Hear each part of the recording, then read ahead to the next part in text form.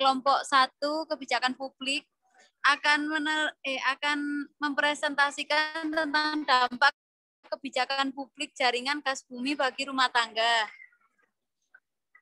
Untuk selanjutnya saya serahkan kepada pemateri pertama, yaitu Mbak Eka. Monggo Mbak Eka. Saya akan mempresentasikan tentang jaringan gas bumi untuk rumah tangga.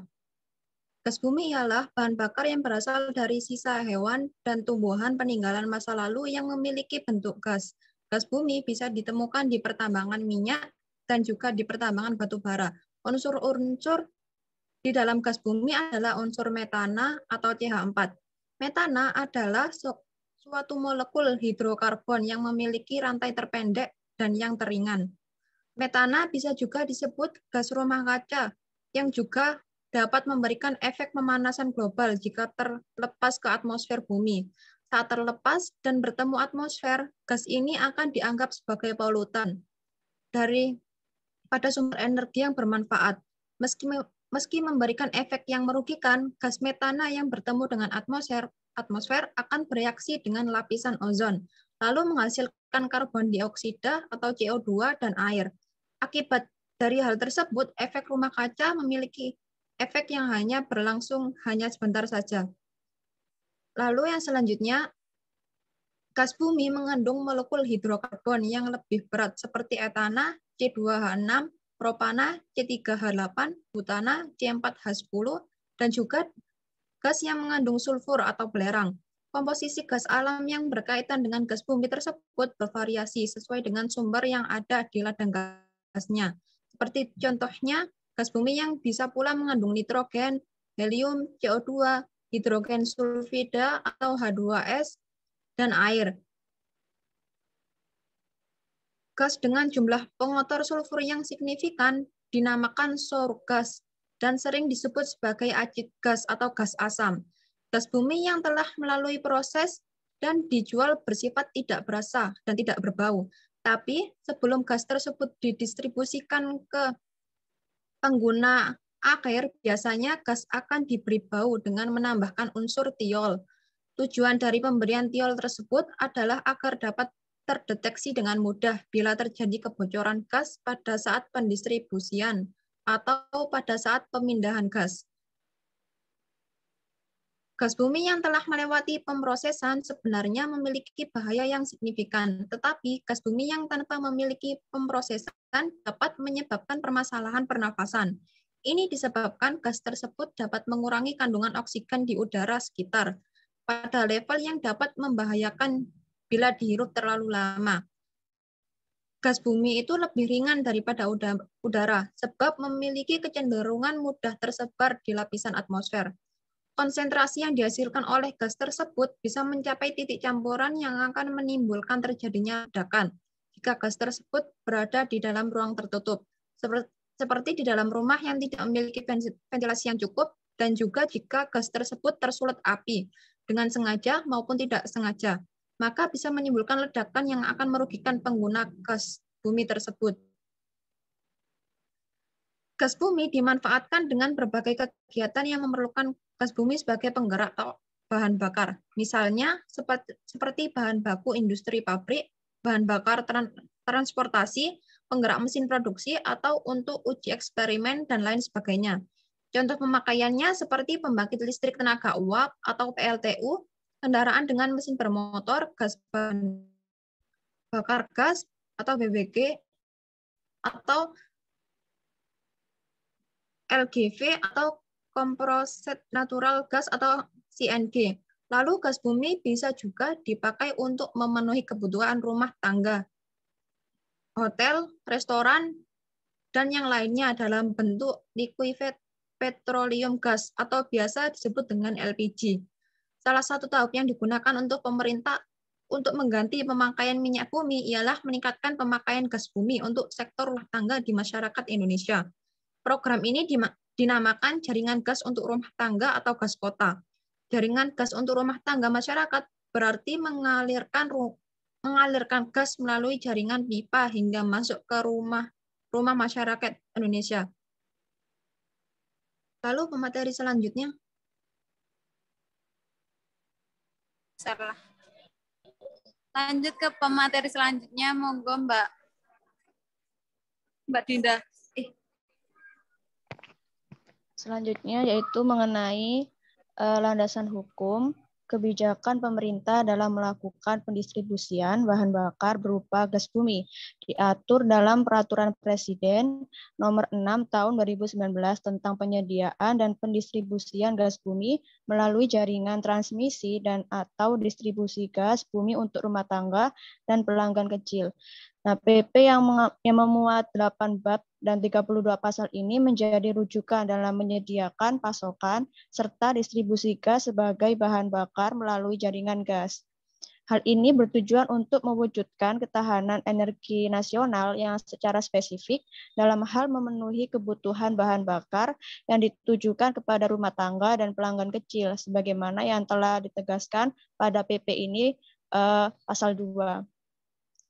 Dalam hal ini, Menteri berwenang untuk melakukan perencanaan, menetapkan daerah tertentu, dan menetapkan alokasi serta pemanfaatan dalam menyediakan dan mendistribusikan gas bumi melalui jaringan gas. PP ini juga mengatur mengenai penyediaan dan pendistribusian gas bumi melalui jaringan gas yang dilakukan oleh pemerintah pusat dan badan usaha. Nah, pemerintah pusat yang dimaksud itu adalah Menteri dan atau BUMN Migas. Sedangkan badan usaha yang dimaksud adalah BUMN Migas, BUMD, badan usaha swasta atau koperasi.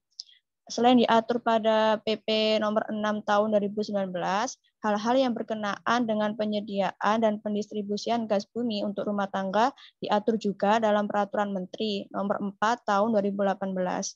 Secara hierarki, Peraturan Menteri atau Permen ini dinyatakan tetap berlaku selagi masih berkaitan dan tidak bertentangan dengan peraturan yang di atasnya, yaitu Peraturan Presiden. Selanjutnya akan dijelaskan oleh Mbak Rahma. Monggo Mbak Rahma. Yang selanjutnya saya akan menjelaskan tentang kelebihan pemerintah memasang gas di seluruh Indonesia.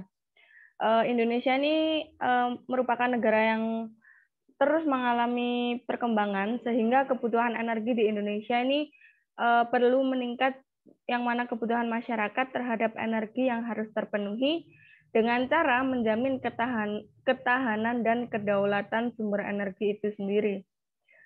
Kemudian selain itu saluran gas ke rumah tangga ini dianggap lebih praktis.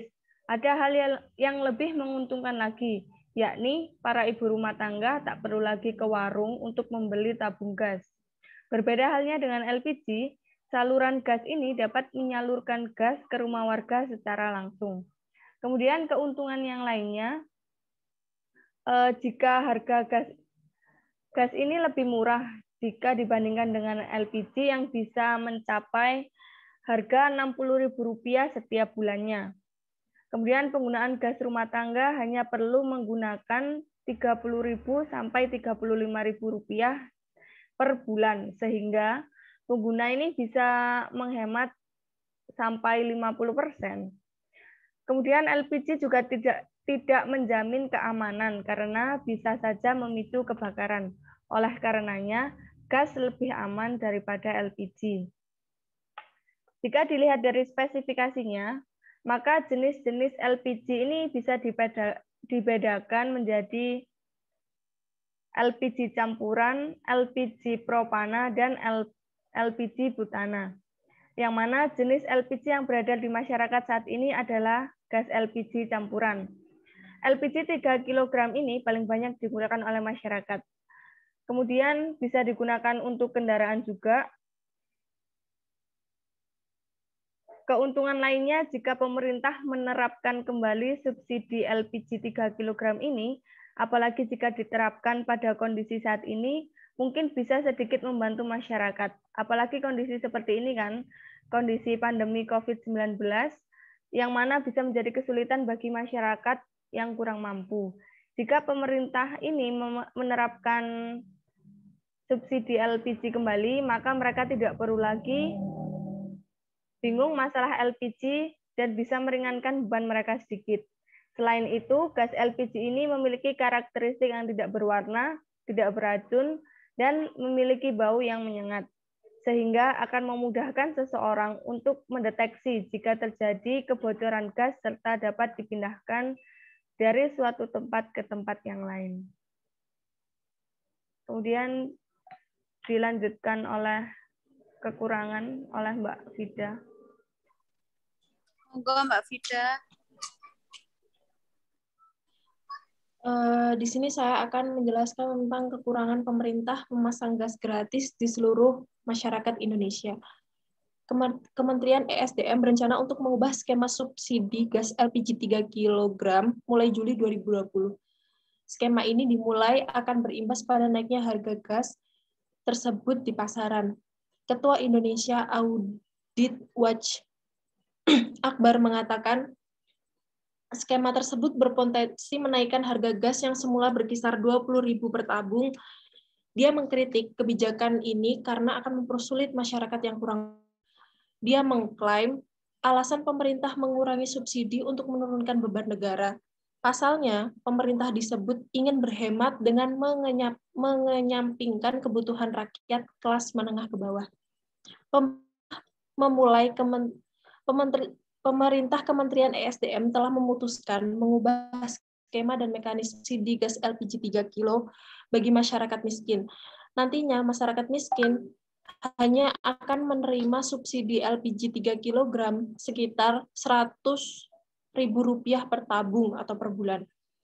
Dengan subsidi terbatas itu, diperkirakan kenaikan harga gas 3 kilo ini di pasaran mencapai Rp35.000 per tabung.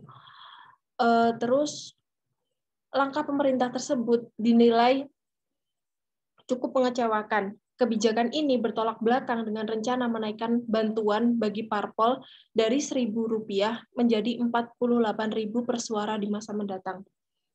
Subsidi yang pengelolaannya dilakukan tidak baik, maka negara akan memanen rasa ketidakadilan. Subsidi untuk parpol ditambah, tapi subsidi untuk rakyat miskin malah dikurangi urainya. Menurutnya, Presiden Jokowi perlu menambah subsidi terhadap produk gas 3 kilo guna menjaga serta mendorong aktivitas perekonomian rakyat pedesaan. Upaya itu diyakini akan membantu kehidupan masyarakat miskin.